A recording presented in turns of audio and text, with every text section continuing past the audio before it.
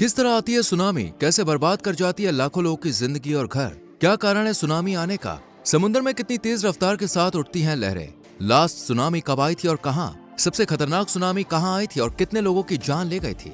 अगर आप भी जानना चाहते हैं इन सवालों के जवाब तो हमारे संग वीडियो में एंड तक बने रहिए। दोस्तों, इंसानों के जीवन में कई तरह की प्राकृतिक आपदाएं आती हैं जो इंसान का सब कुछ तहस नहस कर जाती है। इनमें से एक प्राकृतिक आपदा का नाम है सुनामी। लेकिन ये सुनामी होती क्या है और किस तरह से अपना कब्जा जमाती है, आइए समझाते हैं। आपको बता दें, समुद्र के अंदर अचानक से बड़ी तेज हलचल होने लगती है तो उसमें एक उफान उठता है जिसकी वजह से बड़ी और बहुत ऊंची लहरों का रेला उठना शुरू हो जाता है जो जबरदस्त तेजी के संग आगे बढ़ता है। इन्हीं लहरों के रेले को सुनामी कहते हैं। वैसे तो सुनामी आने के कई कारण होते हैं, जैसे कि भूस्खलन, ज्वालामुखी, विस्फोट, महाद्वीप, लेकिन इसका सबसे ज्यादा असरदार कारण है भूकंप। पर दोस्तों, अब सवाल ये उठता है कि आखिर समुद्र में ऐसा क्या होता है जो इतना भयानक भूकंप लाता है, वो भी सुनामी के साथ। तो जैसे कि हम सब जानते हैं, धरती की ऊपरी परत कई सारी टेक्टोनिक प्लेट से मिलकर बनी है। इन्हीं प्लेट्स के ऊपर हमारे महाद्वीप और महासागर भी हैं और ये टेक्टोनिक प्लेट्स बहुत ही धीरे धीरे साल भर में 1 सेंटीमीटर या 2 सेंटीमीटर की रफ्तार से मूवमेंट करती रहती है। जब यही प्लेट्स मूवमेंट करते करते आपस में टकरा जाती हैं तब भूकंप के झटके हमें महसूस होते हैं। लेकिन समुद्र के अंदर जब यही टेक्टोनिक प्लेट्स आपस में टकराती हैं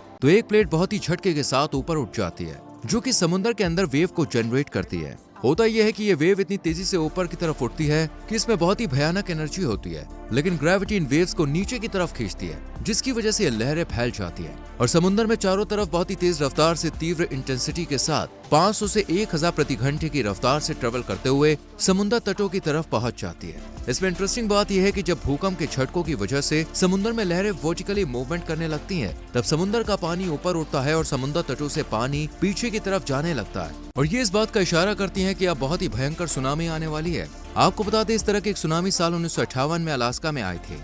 इसे अब तक की सबसे बड़ी सुनामी माना जाता है जो 1958 में अलास्का के लिटुया बे क्षेत्र में आई थी। इसका असर 80 किलोमीटर दूर तक हुआ था। इस भूकंप को मेगा सुनामी का नाम दिया गया। यूनाइटेड स्टेट्स जियोलॉजिकल सर्वे की स्टडी के अनुसार लुटिया बे में मेगा सुनामी से पहले 1853, 1874, 1899 और 1936 में भी ऐसी लहरें उठी थी जिनकी तीव्रता ज्यादा थी, लेकिन इसका असर 1958 की सुनामी से कम था।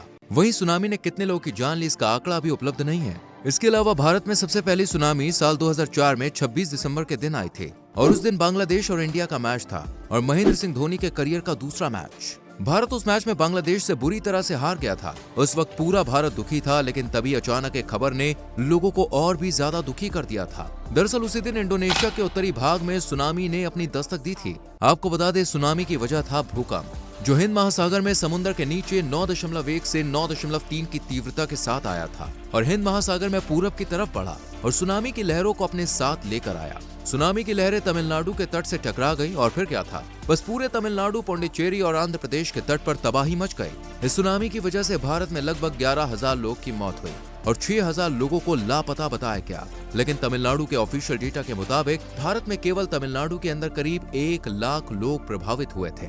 इस सुनामी को अब तक के रिकॉर्ड की सबसे बड़ी विकराल सुनामी माना जाता है और इसलिए 26 दिसंबर साल 2004 के दिन को आज तक कोई भी भूल नहीं पाया है। वहीं साल 2011 में जापान के पूर्वी प्रायद्वीप ओशका से 70 किलोमीटर दूर रिक्टर पैमाने पर 9 तीव्रता वाला भूकंप आया। भूकंप का केंद्र समुद्र के अंदर 24 किलोमीटर की गहराई पर था। इसकी वजह से समुद्र में सुनामी लहरें उठी जिन्होंने जापान में भारी तबाही मचाई। ये लहरें जापान के होकाइडो और ओकिनावा द्वीप से टकराई जहां करीब 18,000 लोगों की मौत हो गई थी। वहीं साल 2022 में आने वाली सुनामी के बारे में बात करें तो 15 जनवरी साल 2022 को एक बड़ा ज्वालामुखी विस्फोट हुआ था और उस वोल्केनो का नाम था हुंगा टोंगा हुंगा हापाई वोल्केनो, जिसकी वजह से बड़े पैमाने पर विस्फोट हुआ और वायुमंडल में 36 मील तक गैस और राख फैल गई।